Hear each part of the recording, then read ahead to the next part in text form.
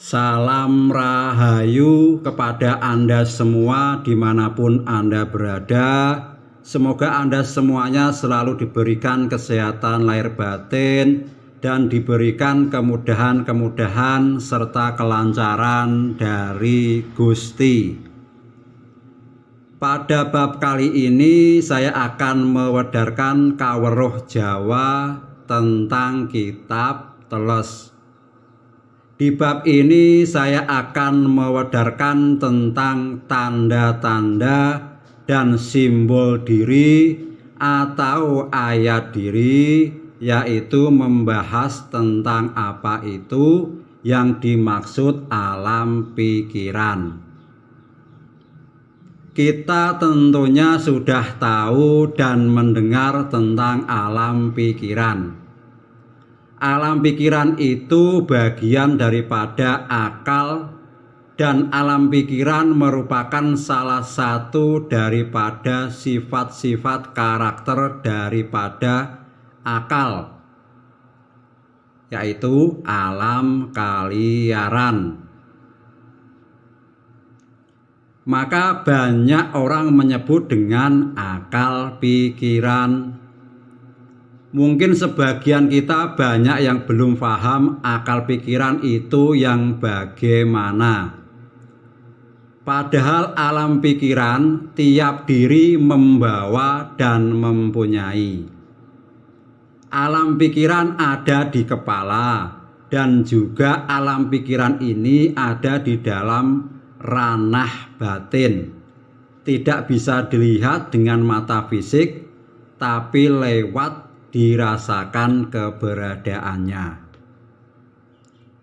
Maka untuk mengetahui alam pikiran ini, kita harus membaca makna tersirat dari ucapan kata pikiran. Pikiran mempunyai makna pikiran, picik, kikir, rasane atau rasanya nafsu. Itulah sifat dasar akal yang mensifati daripada pikiran. Maka kita perlu masuk ke dalam diri untuk membuktikan dan mengetahuinya, agar kita tidak selalu masuk ke dalam dimensi alam yang paling rendah ini yang ada pada akal, yaitu alam keliaran atau kaliaran. Sebelum membahas jauh tentang alam pikiran, saya perjelas lagi, sifat dasar pikiran adalah satu, picik, dan kedua, kikir dalam diri manusia. Semua ini muncul ketika akal ini terjebak ke dalam nafsu yang cenderung kepada dunia. Maka dalam medaran ini, mari kita membaca akal pikiran kita sendiri, benar apa tidak yang saya wedarkan ini. Yang pertama, picik. Picik mempunyai makna pikiran licik. Maka kita bisa lihat dan rasakan di dalam diri sendiri atau sekitar kita, banyak sekali orang-orang yang masih picik atau suka berpolitik jahat guna mendapatkan dan meraih apa yang dia inginkan. Tidak peduli merugikan orang lain dan merusak alam semesta. Yang penting ambisi nafsunya terpenuhi.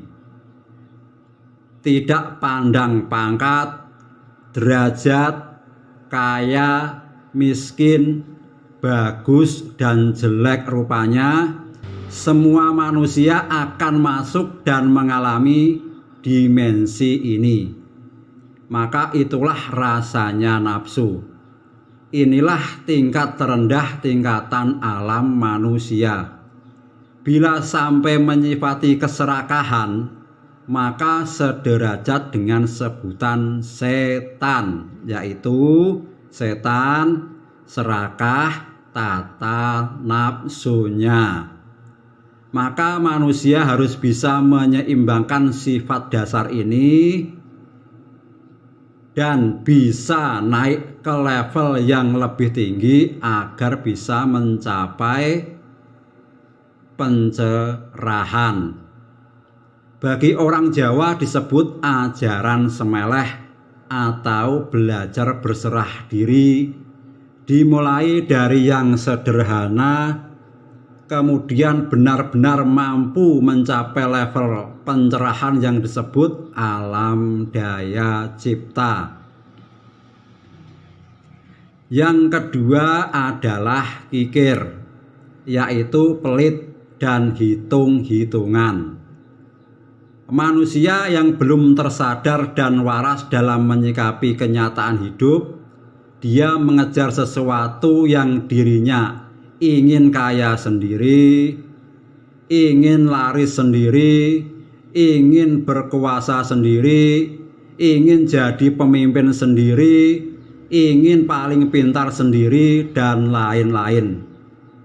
Dengan menabrak nilai-nilai kemanusiaan atau hukum cinta kasih yang merupakan sifat dasar hati nurani manusia. Tidak mau memperdulikan orang lain, yang penting dirinya seolah-olah hidup sendiri.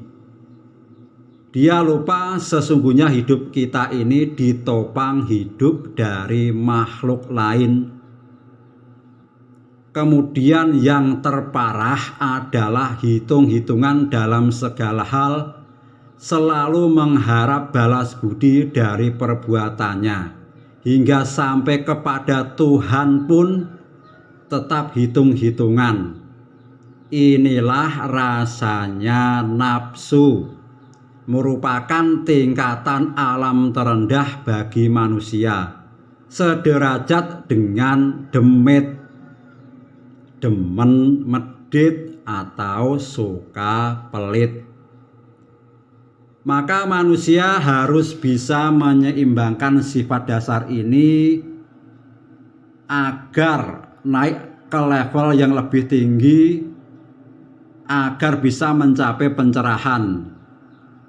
Bagi orang Jawa disebut ajaran urip, urap, urup, yaitu ketika diberi hidup, mau tak mau kita harus berkumpul dengan orang lain.